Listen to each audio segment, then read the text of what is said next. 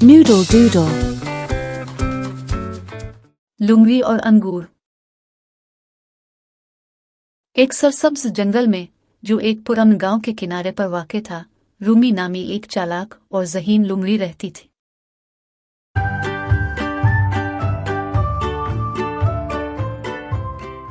रूमी अपनी अक्ल और होशियारी के लिए मशहूर थी, लेकिन इसमें सब्र की कमी थी।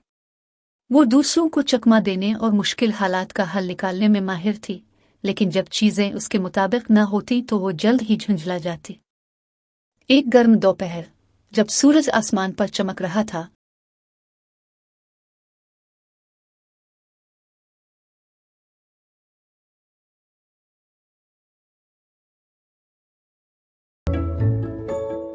इसकी चमकती हुई सुर्ख खाल धूप में चमक रही थी, लेकिन इसके पेट की भूख परिंदों की चहचहाहट से ज्यादा तेज सुनाई दे रही थी। रूमी ने सुबह से कुछ नहीं खाया था और अब खाने का ख्याल उसके जहन पर हावी हो रहा था। जैसे ही वो जंगल के रास्तों पर चल रही थी, अचानक वो रुक गई। इसकी तेज नजरें एक शानदार बैल पर पड़ी, जो एक ऊंचे दरख्त के साथ लिपटी हुई थी। अंगूर गुच्छों की सूरत में लटक रहे थे। उनका गहरा जामनी रंग मिठास और तस्कीन का वादा कर रहा था। रूमी के मुंह में पानी भर आया। आह, ये अंगूर कितने मजेदार लग रहे हैं। यही तो चाहिए मुझे अपनी भूख और प्यास बुझाने के लिए, उसने दिल में सोचा। वो जल्दी से दरख्त के नीचे पहुंची और अंगूरों की तरफ देखा। लेकिन एक मसला था, अंगूर बहुत ऊंचे थे और उसकी पहुंच से बाहर थे। यहां तक कि सबसे निचला गुच्छा भी इसे कंफ्यूज करने वाले अंदाज में लटक रहा था। लेकिन रूमी इतनी आसानी से हार मानने वाली नहीं थी। एक होशियार लुंगड़ी के लिए कुछ भी नामुमकिन नहीं, उसने अपने आप से कहा और अपनी छाती तान ली। रूमी ने अंगूरों तक पहुंचने के लिए छलांग लगाने का फैसला किया। वो नीचे झुकी, अपनी पूंछ को तवाज़ुन के लिए हिलाया और जितनी जोर से हो सका उछली।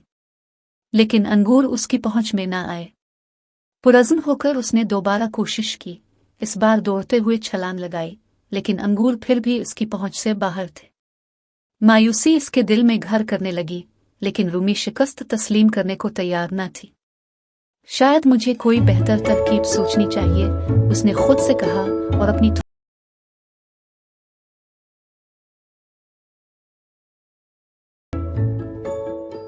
वो दाएं बाएं कुछ ढूंढने लगी जिस पर चढ़ सके।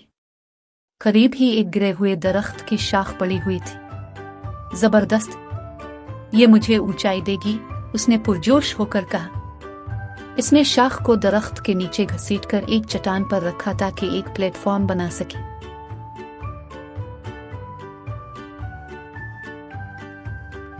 रूमी शाख पर चढ़ी और खुद को संभाला। दिल की धड़कन तेज हो रही थी और वो एक बार फिर उछली।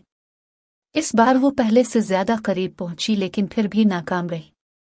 अब तक रूमी बुरी तरह हाँफ रही थी। इसकी चमकदार खाल धूल से भरी हुई थी और उसका गुरूर मजरूह हो चुका था। वो दरख्त के नीचे बैठ गई और गुस्से से अंगूरों को देखने लगी, जैसे उन्होंने उसकी तौहीन की हो। ये इतने जिद्दी क्यों हैं? वो बड़बड़ाई।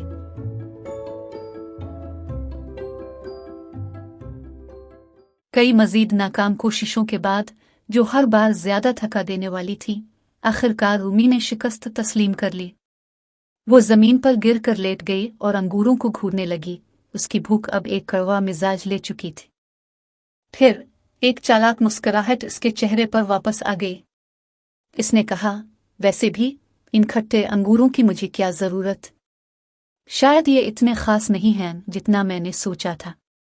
ये कहकर रूमी अपने सर को बुलंद रखकर वहां से चली गई, जैसे कि अंगूर उसके लायक ना हो, ना कि वो अंगूरों तक पहुंचने में नाकाम रही हो।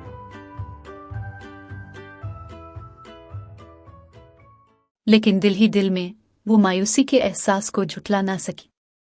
जब वो जंगल में गुम हो गई, उसके मजेदार फल धूप में चमकते रहे, एक खामोश याद दहानी के कुछ चैलेंजेस मुकम्मल ना हो सके।